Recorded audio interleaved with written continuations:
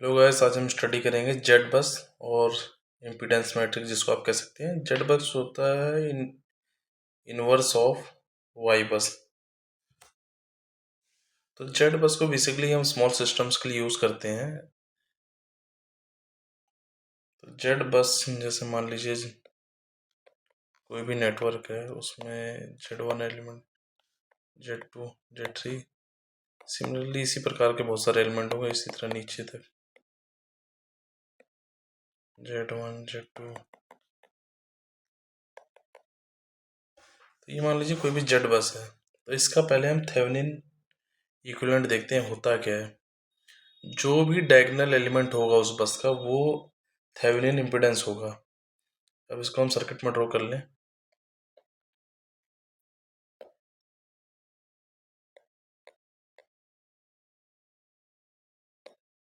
Z Thevenin मैंने वो क्या बताया, जो भी डायगोनल जेड के जिस भी बस की हम बात कर रहे हैं।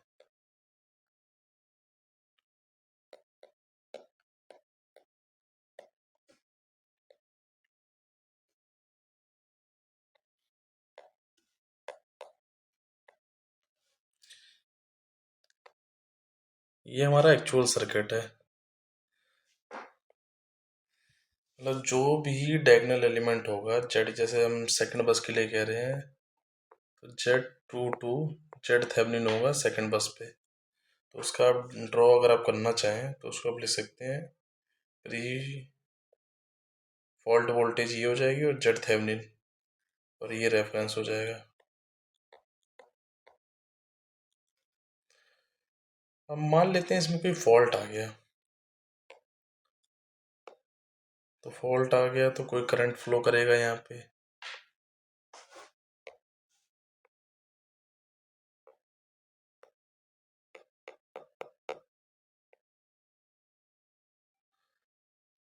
कोई एक्स्ट्रा करंट मान लीजिए फ्लो करा, उसको हमने change in current del I के कह दिया। अगर आप इस पॉइंट पे आप वोल्टेज देखेंगे, जिसको हमने वी के कह दिया ना, तो अगर ये करंट ऐसे जा रहा है तो वोल्टेज ड्रॉप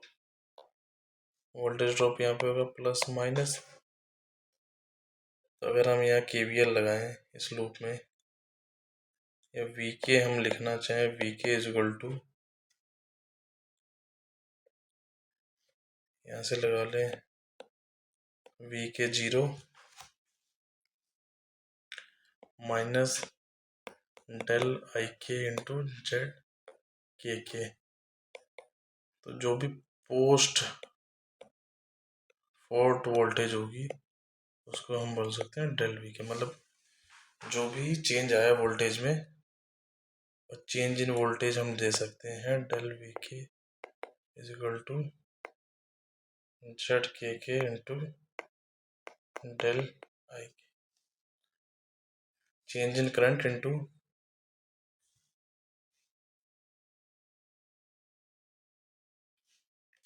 तो सिमिलरली हम किसी भी अगर बस में, जैसे कोई भी फॉल्ट किसी भी उसमें आ गया, अगर हम चाहते हैं चेंज इन वोल्टेज कितना देखा जाए, मान लीजिए del V one, del V two, मतलब मान लीजिए एन बसेस हैं। अगर हम चाहते हैं कि चेंज करना, मान लीजिए थर्ड बस में फॉल्ट आया, तो हम क्या करेंगे, 0 डेल आई के, फर्स्ट में 0 होगा क्योंकि फर्स्ट में कोई फॉल्ट नहीं आया, तो चेंज इन करंट 0, सेकंड में 0, थर्ड में हम लिख देंगे डेल आई के 3। सिमिलरली ये 0 रहेगा हर बस में क्योंकि फॉल्ट थर्ड में है। तो इससे आप मल्टीप्लाई करके आप चेंज इन वोल्टेज निकाल सकते हो। और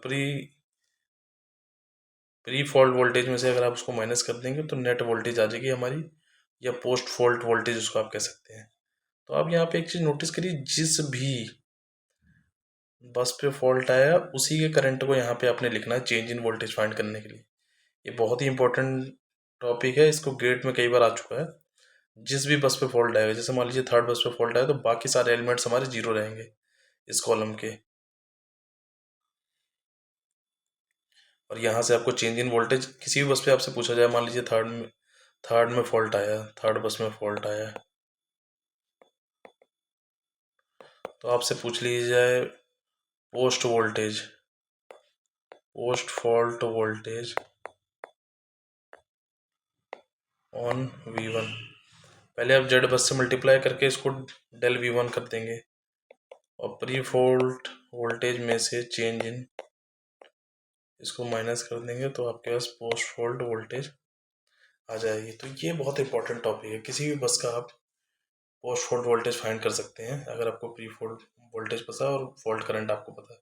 और फॉल्ट करंट फाइंड करने के लिए मैंने आपको क्या बताया है, ये सर्किट होता है किसी भी बस का, VK0 ये हो गया pre fault voltage, Z Thevenin यहाँ लगा हुआ है और कोई भी चेंज इन करंट आता है या अगर ये शॉर्ट सर्किट हो जाता है तो इसको शॉर्ट ऐसे मान सकते हो। तो यहाँ से आप करंट फाइंड कर सकते हैं कि इस बस में करंट कितना आ जाएगा, चेंज इन करंट आएगा VK0 divided by Z Thevenin और जेड के लिख लीजिए। इस तरह आप फाइंड कर सकते हैं। गेट में क्वेश्चन इस तरह के बहुत है, अगर आप इस कॉन्सेप्ट को समझ गए तो आपके लिए सब क्वेश्चन ईजी हो जाएंगे।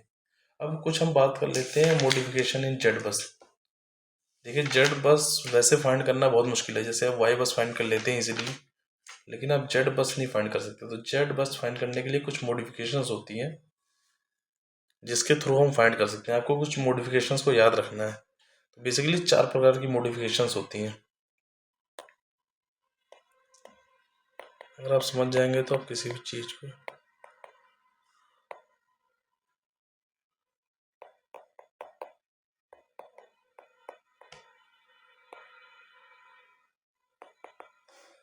पहली मॉडिफिकेशन होती है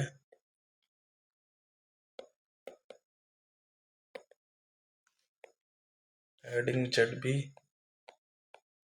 from a new bus to reference node.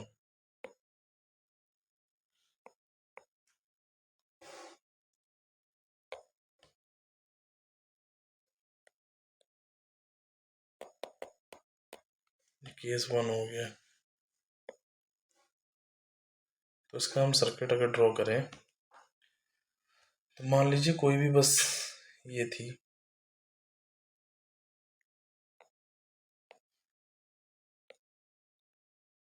हमारे पास ऑलरेडी एक बस थी के, हमने एक बस और ऐड कर दी यहाँ पे पी, जिसको हमने जेड बी इम्पीडेंस से ऐड कर दी। तो हमने न्यू पी बस हमने रेफरेंस से ऐड कर दी। तो इस केस में जो जेड बस मैट्रिक्स बनेगा उसको मैं आपको बगल में लिख देता हूँ। यहाँ पे जेड बस मैट्रिक्स मतलब जो भी आपका जेड बस मान लीजिए ओल्ड था, जैसे इसको आप देख लीजिए तो एक आपने एक्स्ट्रा मतलब बस ऐड कर दी, तो जेड बस ओल्ड, बाकी सारे एलिमेंट्स यहाँ 0 रहेंगे, जेड बी के थ्रू आपने यहाँ किया और यहाँ के सारे रो और कॉलम के सभी एलिमेंट 0 होंगे, बस जो डायगोनल एलिमेंट होगा वो जेड बी हो जाएगा। इस चीज़ को नोट कर लीजिए। पहली मॉडिफिकेशन सबसे इजी मॉडिफिकेशन है। ये रेफरेंस नोड मान लीजिए। रेफरेंस नोड से जब आप किसी भी एक्स्ट्रा बस को न्यू बस को ऐड करते हैं जेड बी से, तो एक एक्स्ट्रा रो और कॉलम ऐड हो जाएंगे और रो और कॉलम के सभी एलिमेंट 0 होंगे, बस डायगोनल एलिमेंट जो होगा वो जो भी आपने इम्पीडेंस ऐड किया वो ऐड हो जाएगा। तो उसके हम सेकंड मॉडिफिकेशन पे आते हैं।